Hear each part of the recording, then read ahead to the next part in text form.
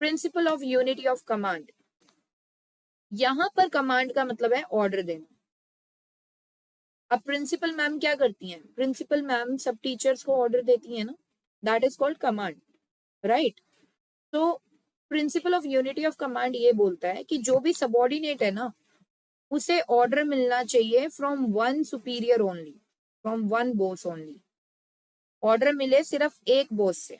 क्योंकि अगर एक सबॉर्डिनेट को ऑर्डर मिलते हैं बहुत सारे बॉस से, मान लो 3 बॉस से ऑर्डर मिल गए, तो बेटा उसके लिए बहुत ज्यादा प्रॉब्लम है कि किसका मैं ऑर्डर पहले एग्जीक्यूट करूं, किसके लिए मैं पहले काम करूं, बाद में फिर मैं दूसरे के लिए काम करूं।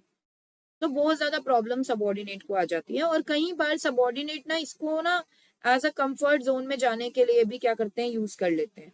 जैसे एक बॉस को बोल देंगे मैं आपका काम कर रहा था, मैं उनका काम कर रहा था, उन वाले बॉस का, इसीलिए आपका अभी नहीं कर पाया, करा किसी का भी नहीं है, बट ऐसे ही बोल दिया, है ना। जनरली स्टूडेंट्स भी ऐसे करते हैं कि मान लो इकोनॉमिक्स वाली मैम टेस्ट देना चाह रही है, बिजनेस स्टडीज वाली मैम टेस्ट देना चाह रही है, मतलब टेस्ट के लिए प्रिपेयर करने के लिए बता रही है, स्केड्यूल कर रही हैं, तो क्या बोलते हो, मैम इको वाली मैम ने भी दिया हुआ है, अभी तो रुक जाओ, है ना, अब चाहे दे रखा हो या ना दे रखा हो।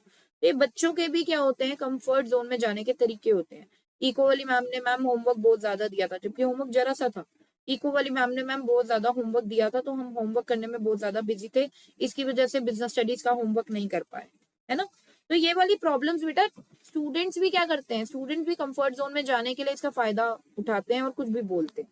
तो इन द सेम वे बेटा यहाँ पर भी अगर सबॉर्डिनेट को कंफर्ट जोन में जाना है, तो वो भी तो यही बोलेगा ना कि एक बॉस को बोल देगा उनका काम कर रहे थे इसलिए आपका नहीं कर पाए, अभी उनको बोलेगा उनका काम कर रहे थे इसलिए आपका नहीं कर पाए, है ना। तो ये कंफर्ट जोन में जाने के तरीके होते हैं। तो इसीलिए हमेशा जो ऑर्डर आना चाहिए वो एक ही सुपीरियर से आना चाहिए। तो according to the principle of unity of command, the subordinate should receive orders from one superior और वन बॉस ओनली। अब इसकी मेरिट्स, कोई कंफ्यूजन नहीं होती सबॉर्डिनेट्स को, no confusion to subordinates. If the subordinate will receive orders from one superior only, then there will be no confusion in the minds of the subordinate for implementing that order. ठीक है, implement करने में order को कोई problem नहीं आएगी किसी भी सबॉर्डिनेट को, क्योंकि उन्हें ऑर्डर सिर्फ एक ही सुपीरियर से मिल रहे हैं। No ego clash among superiors, कई बार सुपीरियर में भी ईगो क्लैशेस हो जाते हैं, अच्छा उन्हीं का ही काम पहले करता है, ऑलवेज उन्हीं का ही काम ये सबॉर्डिनेट पहले करता है, मेरा नहीं करता, मतलब मेरी कोई रेस्पेक्ट ही नहीं है, ईगो आ जाती है, ठीक है। So if the subordinate will receive orders from one superior only, then there will be no problem of ego clashes among the superiors. Demerits, confusion to subordinates, subordinates को कंफ्यूजन हो जाती है कई बार कि किसका ऑर्डर हम पहले एग्जीक्यूट करें।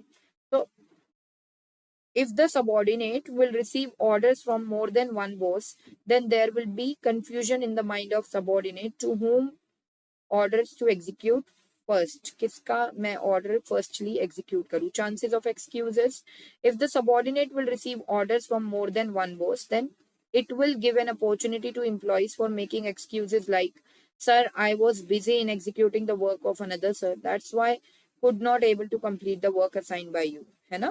तो वही जो मैंने आपको बोला। Next, ego clash among superiors. If the subordinate will receive orders from more than one boss, then it can create problem of ego clash among the superiors, as every superior wants his order to be executed by the employees.